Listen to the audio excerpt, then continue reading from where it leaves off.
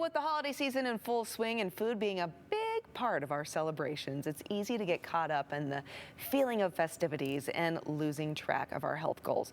So we have nutrition expert Erin Green. She's here to help us understand intuitive eating and how to embrace it during the holiday season. Erin, you know I'm a big fan of you. I love the work that you do, so I'm looking forward to helping a lot of people watching today. Let's talk about intuitive eating. How is it different than traditional dieting? Well, intuitive eating is a set of 10 principles. Okay.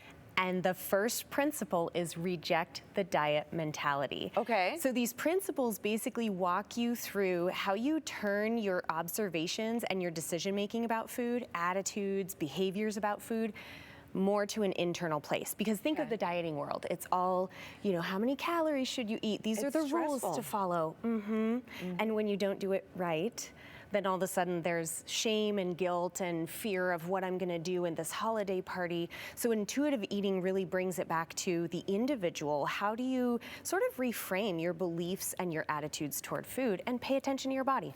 Okay, all right. So, I mean, it sounds simple enough, right? It sounds simple. I can say it sounds simple enough, but it's the practice. Okay, Right. So during the holidays, though, food, I mean, it can often feel like a source of stress, like you had mentioned, just, you know, like, oh gosh, I gotta make sure I'm eating properly.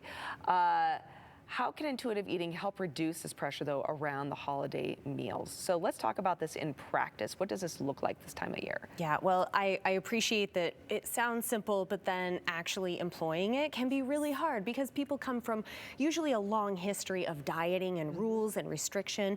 So, you know, the first thing I walk people through is we are just observing from a non-judgmental place and learning about your body. So think of every holiday party, every eating opportunity as a way to sort of learn and then make a decision.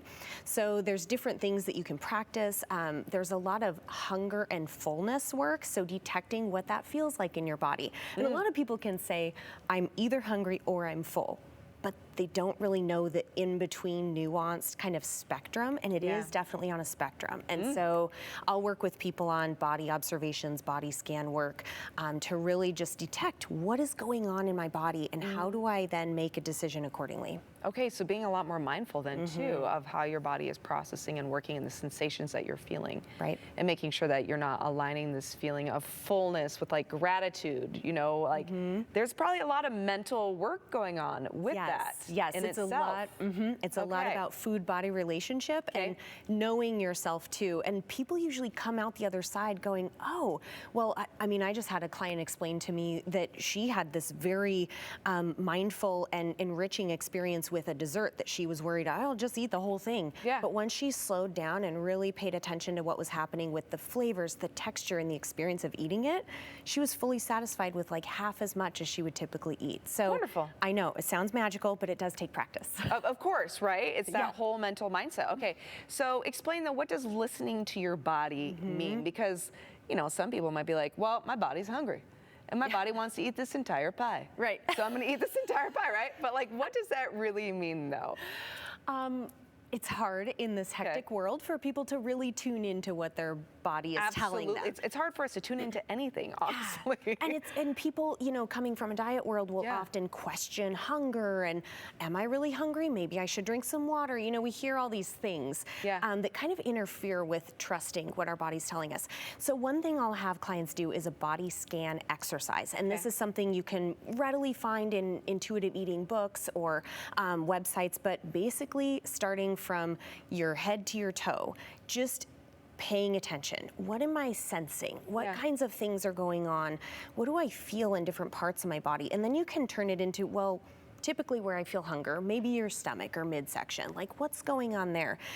It sounds a little bit like, well, how is this even going to help me, you know, with eating? But people who do this and become really aware of what's going on in their body, that, you know, we call it like a psychosomatic connection, where you're actually like integrating into your mind what is happening physically in your body, can really change your approach to what's the best decision for me when it comes to food. Yeah, and as mentioned, there's a lot of psychology behind this, which is so important. I'm not sure if we shared the tips with our viewers yet, but I want to share the daily hack habits. This is so super important, especially as we head towards the holiday season. And Erin, I don't think just for people's diet focus and body relationship, but also there's some mental health, especially 3. Write down one thing that you're grateful for that day, right?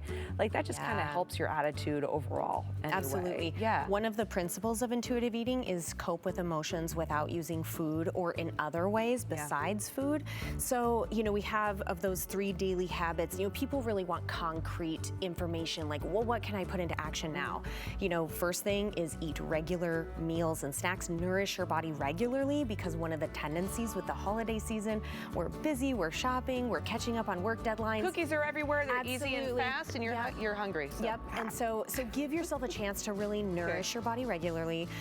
Make sure you're moving in a way that you enjoy and is sustainable. I don't care if you just turn up the music and dance in your kitchen while you're baking, just move around. And then that gratitude piece is part of that emotional health that's really important for intuitive eating. And it's been shown to work. There's research on this. So write it down, be grateful for something every day. Absolutely, my friend. Where do people find you? ErinGreenRacing.com, and you can learn more about intuitive eating at intuitiveeating.org. Wonderful. Thank you so much, Erin. Greatly appreciate you. Everyone, stick around. More to come here on Idaho Today, just right after the break.